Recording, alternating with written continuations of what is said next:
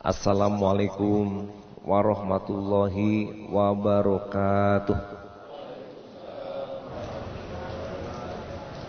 Alhamdulillah Walladzi arsala rasulahu bil huda wa dinil haqq liyudhhirahu 'alad dini kullih walau karihal musyrikun walau karihal munafiqun wa kafa billahi syahida. Asyhadu an la ilaha illallah wahdahu la syarikalah wa asyhadu anna Muhammadan abduhu wa rasuluh la nabiyya ba'da. Yang kita hormati Bapak Amran alias Pak Bram, Kepala Dinas Perhubungan, dan juga seluruh jajaran beliau yang saya hormati. Kemudian Pak Mardi, enggak pakai alias ya, Kepala Biro Pemerintahan dan jajarannya, tentu hadirin semua dan pemirsa Parang TV yang dirahmati Allah. Tentu mengawali tausiah kita selalu bersyukur pada Allah. Walaupun hujan di pagi yang cerah ini, kita mendapatkan suatu kebaikan yang banyak, kita mendapatkan kenikmatan yang banyak, kita mendapatkan manfaat dari Allah yang begitu banyak, sehingga untuk membalas ungkapan kebaikan tersebut setidaknya minimal dengan mengucapkan alhamdulillah. Tentu banyak lain yang menyebutkan balasan kita adalah diantaranya selain mengucapkan alhamdulillah juga melakukan berbuat baik. Kemudian salawat salam kepada Nabi kita Muhammad Rasulullah Sallallahu Alaihi Wasallam. Bapak Ibu, ini topiknya mengenai orang yang teraniaya, atau bahasa Arabnya atau bahasa agamanya itu orang yang dizolimi, zolim kata-katanya. Namun sebelum bicara yang dizolimi, maka saya mengawali dengan yang menzolimi. Ya, yang menzolimi. Mungkin kata-kata zolim itu kalau dalam bahasa Arab adalah yang gelap atau hitam. Itu zolim artinya, gelap atau hitam. Kemudian bisa juga yang menganiaya diri.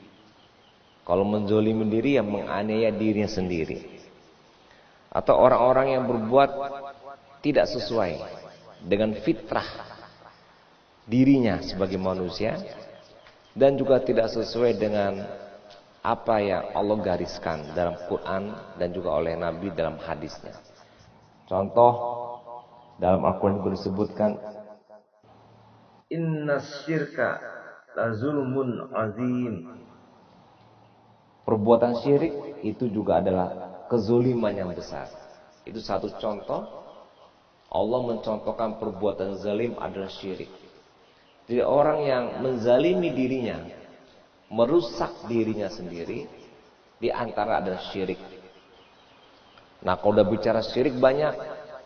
Percaya dengan batu aki. Ada seorang pejabat buru-buru pulang, padahal sudah datang mau rapat. Bawa pulang Pak, ada yang tak tinggal. Abi lawa rapat kamu lele. Ndak Pak, adu paluban aja. Tuh aja. Hanya sabu batu aki ambu kata tinggal aja. Beku sih kan bisa. Ndak kalau ndak adu di tangan ambu batu aki, ndak pede ambu ngecek kodo aja. Kalau ndak adu batu aki, ambu ndak yakin, tidak pandai mengecek, tidak bisa, tidak mampu, macam-macam. Apa lo urusan batu aki menjadikan awan tidak lo pandai mengecek di buku orang. Antak kaca-kaca pulang ke rumah. Tiba balik le awal alas lase rapi.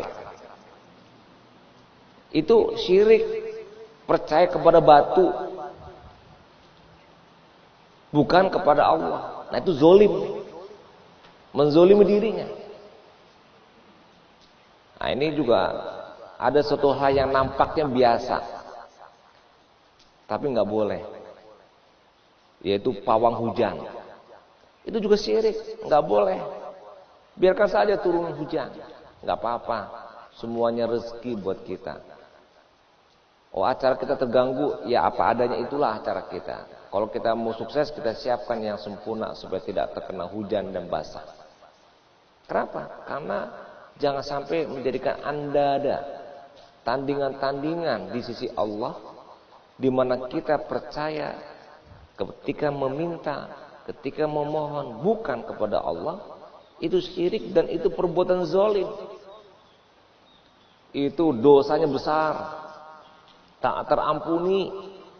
Apalagi musyrik itu juga termasuk loyalitas ganda yang tidak bisa diterima oleh Allah.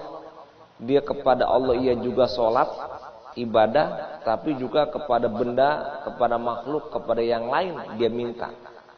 Itu berarti syirik dan itu tak terampuni kecuali dengan tobat nasuha. Susahlah kalau syirik itu. Nah, tapi kalau perbuatan kemungkaran di luar syirik bisa diampuni. Baduto awak, tidak jujur awak, bahkan mencuri sekalipun bisa diampuni kecuali syirik. Kenapa? Karena loyalitas. Loyalitas tidak ada reserve, tidak ada toleransi, tidak ada perdebatan. Kalau sudah bicara loyalitas, itu kata kunci dalam hubungan kita kepada Allah dan juga dalam pekerjaan. Pak Bram punya anak buah. Anak buah disuruh ternyata nggak selesai kerjaan, bisa dimaafkan. Anak buah disuruh datang ke kantor jam 8, terlambat jam 9, masih bisa dimaafkan. Pekerjaan disuruh oleh atasan ke bawahan, nggak selesai pada waktunya, bisa dimaafkan.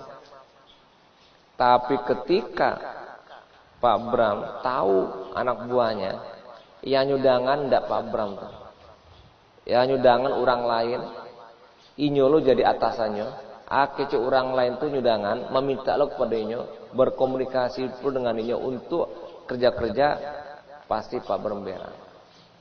Kece Pak Bram A, ndak B, B-nya kece orang lain. Nah, itu sudah tidak bisa diampuni.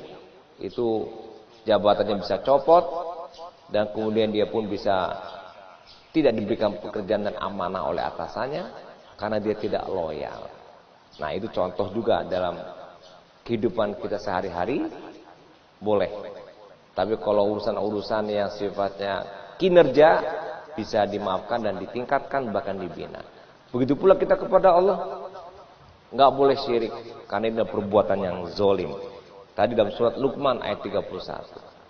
Perbuatan syirik yang zolim juga banyak. Dosa-dosa besar itu juga zolim. Intinya, kalau kita menzolimi, kitanya dosa karena menzolimi diri sendiri, dosa besar, rugi besar buat kita. Bahkan ada Bapak Ibu contoh berkaitan dengan gibah. Gibah itu mempakaikan orang, walaupun yang dipakaikan batua, tapi orang yang dipakaikan tidak menerima dipakaikan. Misalnya Pak Mardiko,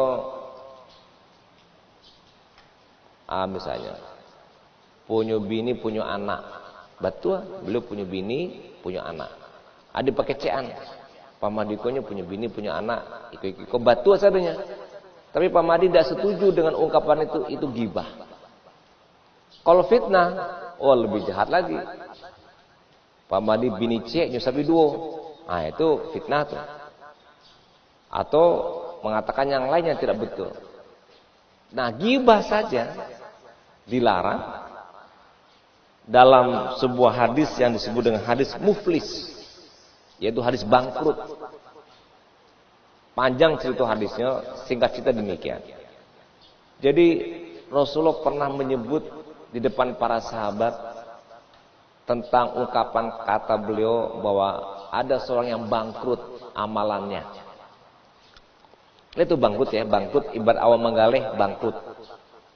Apa itu ya Rasulullah? Kata para sahabat, yaitu orang yang bergibah. Di mana si A yang melakukan gibah, yang menzolimi orang, pahalanya dia, sholatnya, ibadah zakat dan sebagainya, beralih pahalanya kepada orang yang diomonginya, yang digibahi. Kata Rasulullah, sampai habis pahalanya. Apalah yang kanyu agih kepada orang yang digibahi, karena pahalanya habis.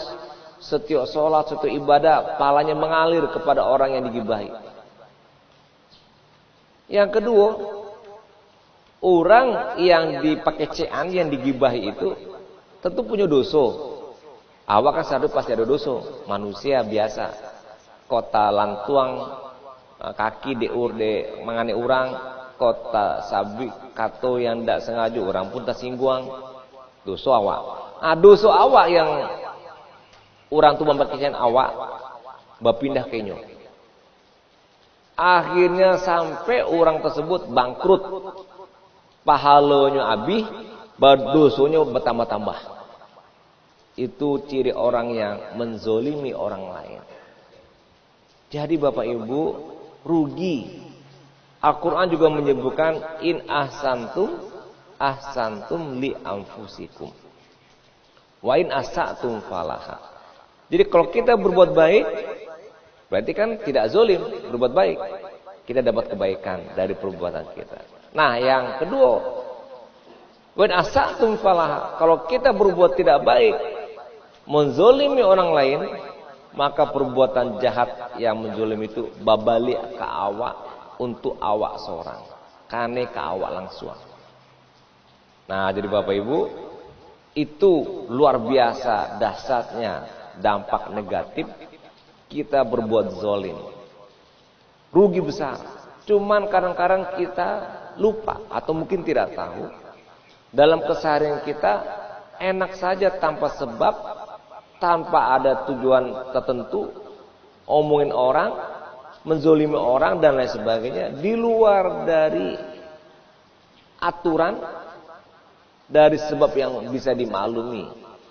Kami gubernur sering mendapatkan dokumen kepada kami yang isinya tentang pegawai-pegawai. Ada yang tentang disiplin, ada yang cerita tentang selingkuh, ada yang pegawai kawin lagi, ada yang pegawai punya penyakit tertentu yang berbahaya, yang menular, ada rumah tangganya ini, macam-macam. Nah kalau itu tidak salah gubernur, karena membina pegawai. Melakukan tindak lanjut, tapi awal bertemu tak anda ada ujung, tak ada pangkat, tak ada sebab, tak ada akibat, apa kece aja orang. Nah itu yang tidak boleh tadi. Oke. Nah Bapak Ibu, itu yang orang yang zolim terhadap diri sendiri, dia akan berdampak negatif pada dia sendiri. Zolim artinya menganiaya diri dia, dan dia melanggar fitrahnya manusia. Melanggar fitrahnya diri sendiri. Dia ingkari, ya, dia paksakan ke dalam diri dia sesuatu yang di luar dari diri dia, di luar dari apa yang diingininya. Dipaksa berbuat bohong, berbuat dusta, tidak jujur, mencuri, korupsi, berbuat curang, jahat dan lain sebagainya. Itu dasarnya menganiaya diri kita sendiri. Nah, oleh karena itu Bapak Ibu yang saya hormati, zolim itu akan juga menjadi penyebab bencana. Makanya ada para ulama, awakku banyak bencana, iko dekano banyak awak yang zolim. Ada betulnya? Tapi bagi orang yang beriman tentu melihatnya sebagai ujian dan cobaan. Dalam surat Al-Qasas ayat 59, wa ma kunna muhlikil qura illa wa ahluha zalimun.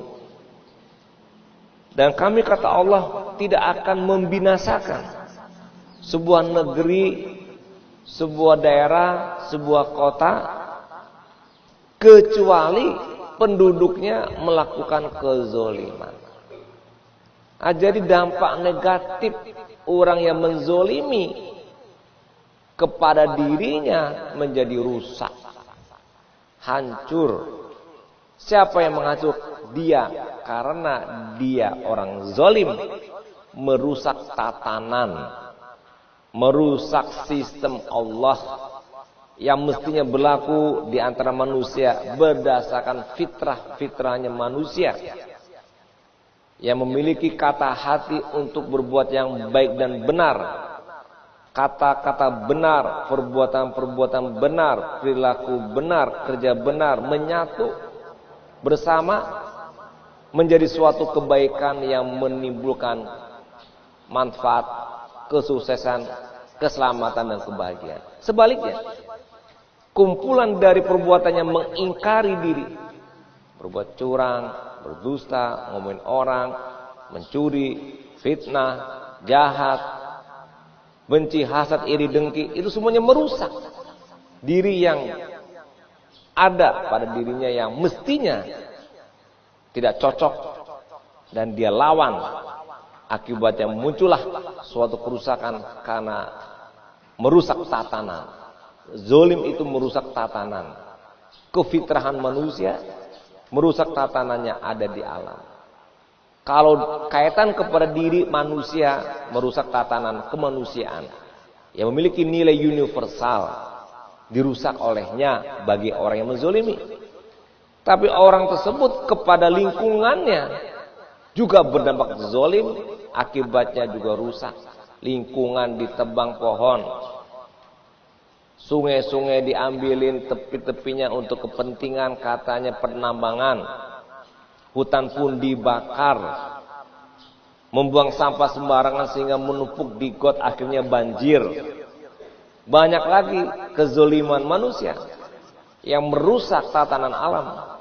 Dia potong pohon, dia bakar hutan, dia rusak sungai dengan penambangan dan lain sebagainya. Akhirnya rusak. Alam ini terzolimi karena ulah orang-orang yang zolim.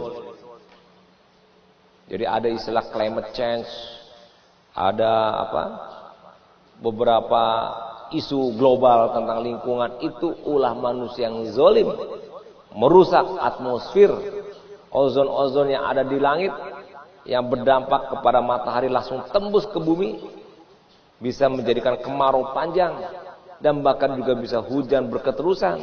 Dan itulah yang terjadi saat ini karena kezoliman manusia merusak tatanan Allah, yaitu sunnatullah kauniyah. Ini karena zolim Bapak Ibu. Nah, apa akibatnya? Akan muncul bencana. Memang bencana itu sebab akibatnya ulah manusia. Longsor, banjir.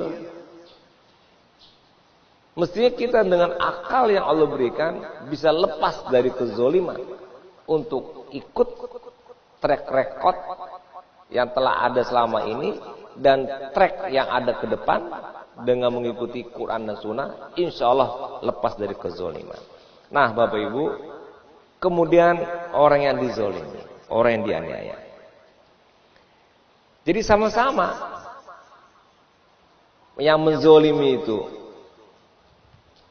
rusak. Nah yang dizalimi, dia dibantu oleh Allah, dia dilindungi oleh Allah. Cuma kadang-kadang kan begini, ambu dizolimi oleh si A, ambu dianiaya oleh si B, ambu tidak terima dan sebagainya. Sekarang definisi dirinya dizolimi itu apa? Mungkin setiap orang bisa saja menyambi ambu dizolimi. Misalnya ada yang saya dengar, seseorang punya jabatan, jabatannya dicopot, protes, ambu dizolimi, atuh jabatan ambu dicopot. Bagaimana cara kita mendefinisikan yang benar? Jabatan dicopot, terus dia mendefinisikan dia dizolimi. Pertanyaan pertama, jabatan itu punya siapa? Kalau misalnya dia punya mobil hasil usahanya sendiri, mobilnya dicuri oleh orang, betul dia dizolimi oleh orang, mobilnya dicuri. Atau misalnya mobilnya dirusak orang, betul karena mobil hasil usaha dia. Tapi kalau sekiranya mobilnya punya Pak Bram, diambil oleh Pak Bram, kok cocok dia bilang saya dizolimi? Kenapa? Oto diambil, oto saya tuh, oto Pak Bram, saya ambil Pak Bram, kan nggak dizolimi namanya. Jadi yang dizolimi itu definisinya Quran dan Sunnah sebagai patokan indikator yang kalau dilanggar oleh seseorang kepada seseorang baru bisa kita definisikan demikian. Apalagi kalau copot jabatannya karena pelanggaran yang bersangkutan. Korupsi, fiktif, perbuatan-perbuatan yang melanggar aturan, itu sudah konsekuensi karena ada undang-undang, ada PP, ada aturan. Nah, jadi kalau yang dizolim itu hak-haknya dia sebagai seorang yang harus dimiliki terampas. Nah betul itu. Nah yang demikian itu kata Rasulullah akan mendapatkan suatu dukungan dari Allah. Hadis Nabi, ittaqi da'watal mazlum fa innaha laisa bainaha wa bainallahi hijabun. Artinya takutlah kamu akan doa orang yang terzalimi. Contoh orang Palestina, nah itu terzalimi, hak hidupnya ya hak hidupnya macam-macam, hak hidup untuk makan, hak hidup untuk minum, hak hidup untuk sekolah, hak hidup untuk sehat, tidak dapat semuanya. Nah itu dia terzalimi. Masyarakat di berbagai belahan yang diperangi juga terzalimi. Nah kata Rasulullah, orang yang terzalimi maka doanya, ya. Jadi orang terzalimi karena doa orang terzalimi tidak ada hijab penghalang antara dia dan Allah. Doanya dikabulkan oleh Allah. Tidak ada penghalang karena dia langsung dibantu dan didukung oleh Allah. Dan tentunya juga tadi dalam hadis muflis, orang yang dizalimi, yang diomongin, difitnahi, digibahi, malah justru dia dilindungi oleh Allah, mendapatkan pahala yang banyak, dosanya pun pindah kepada orang yang lain. Mari Bapak Ibu, janganlah kita menjadi orang yang menzolimi, dan mudah-mudahan kita tetap pada jalan yang benar. Insya Allah ini semuanya untuk kebaikan kita dunia dan akhirat. Terima kasih karena waktu juga yang membatasi. Sekian, assalamualaikum warahmatullahi wabarakatuh.